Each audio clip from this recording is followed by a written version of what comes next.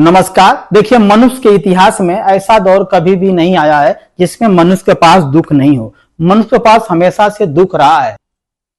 पुराने दुनिया में जो मनुष्य के पास जो दुख था वो अज्ञानता के चलते था। जिंदगी में बहुत कुछ था, हमें पता नहीं था, इसलिए हमको दुख था।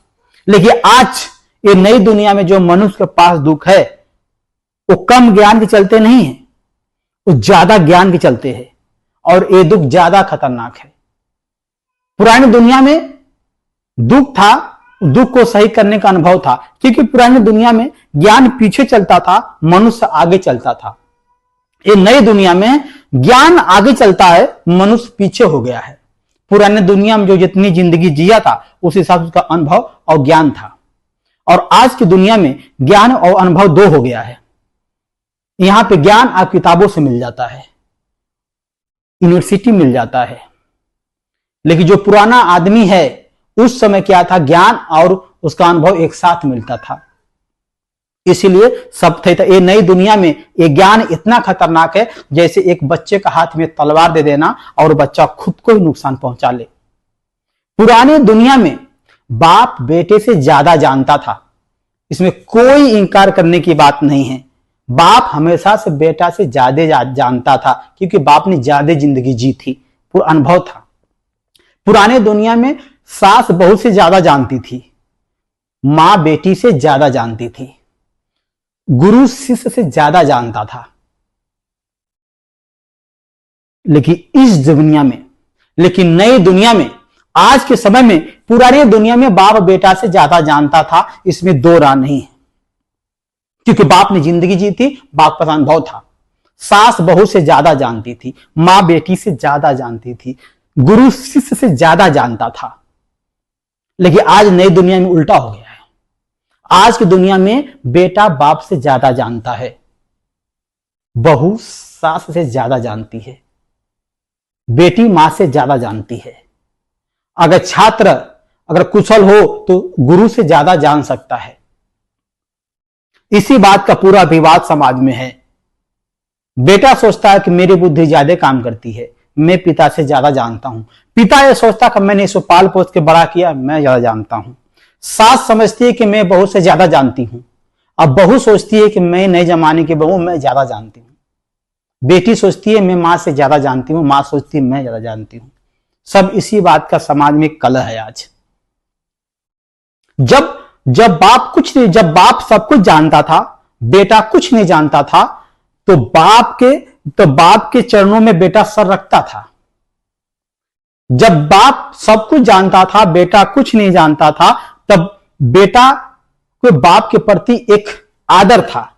अब वो डगमगा गया है।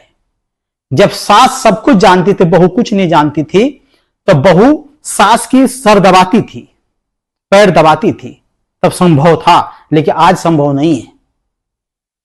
जब मां ज्यादा बेटी से जानती थी तो बेटी मां का मान सम्मान करती थी, लेकिन आज उल्टा हो गया है।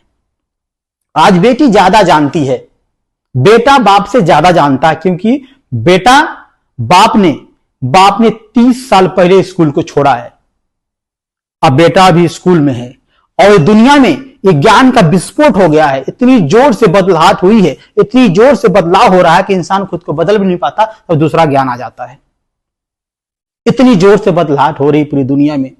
मैं सुना हूं कि पेरिस के सड़कों पे एक व्यक्ति दौड़ा हुआ जा रहा था। लोगों ने पूछा इतनी तेजी क्या है? वो बोला मैं अपनी बीवी के कपड़े लेके जा रहा हूं। बोला फिर भी इसमें जल्दी क्या है? बोला इससे पहले कि कहीं फैशन ना बदल जाए, मैं कपड़े बीवी तक पहुंचा देना चाहता हूं। आज ज्ञान फैशन की तरह हो गया है, फैशन से भी तेज बदल रहा है ज्ञान, और इसी बात की पूरी दुनिया में परेशानी है। इतनी जोर से बदलाहट हुई है कि इंसान डगमगा गया है, इतना डगमगा गया है कि इसको बदलने की आदत नहीं है, और बदलाहट तेजी से हो रही है, ये इंसान हड़बड़ा गया है। और बाप अलग रास्ते पे जा रहा है, बेटा अलग रास्ते पे जा रहा है, बेटी अलग रास्ते पे जा रही है, मां अलग रास्ते पे जा रही है, बहू अलग रास्ते पे जा रही है, सास अलग रास्ते पे जा रही है।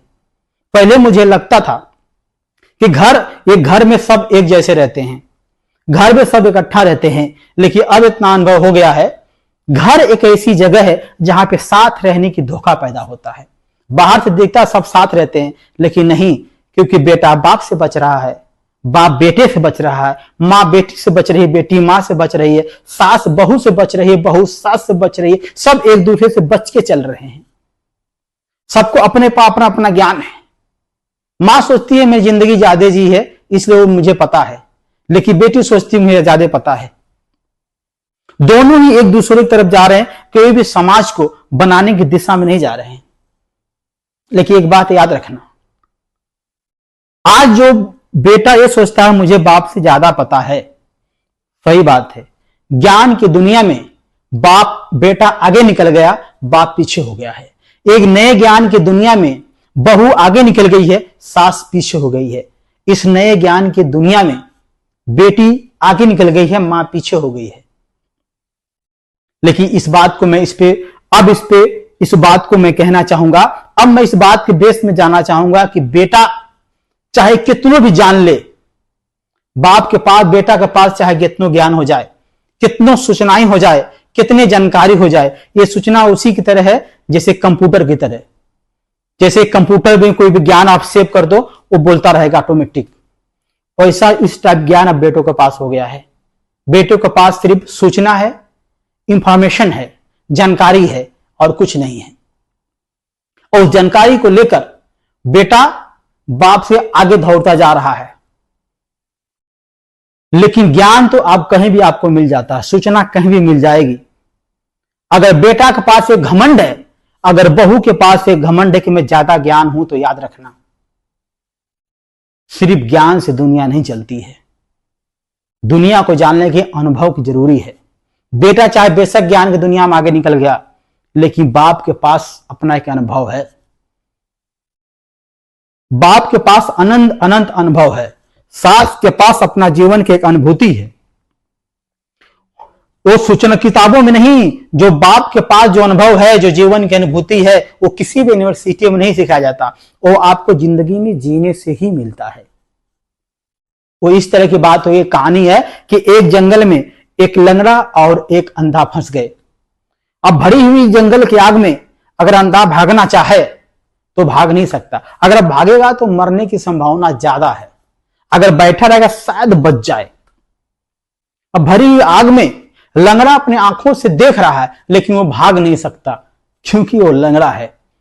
बड़े समझदार रहे होंगे अंधे और लंगड़े। लंगड़ा ने कहा देखो मैं देख सकता हूं, अब तुम देख नहीं सकते हो, तुम भाग सकते हो सिर्फ। तो मैं एक काम करता हूं, तुम्हारे कंधे पे बैठ जा रहा हूं, मुझे लेके भागो, मैं जिधर बता रहा हूं उधर चलो। बड़ा अच्छा समझौता किया अंधे। लंगड़ा ने अंधे के कंधे पे बैठ गया। लंगड़ा दिशा बताता रहा और वो अंधा भागता रहा। आखिरकार दोनों आग से बाहर निकल गए। वही है, बाप के पास जीवन के अनुभव की आंखें हैं, लेकिन बाप लंगड़ा हो गया है। अब बदलने की शक्ति नहीं है। ये बायोलॉजिकली भी है कि बूढ़े आदमी के पास बदलाव की जो क्षमता कम हो जाती है।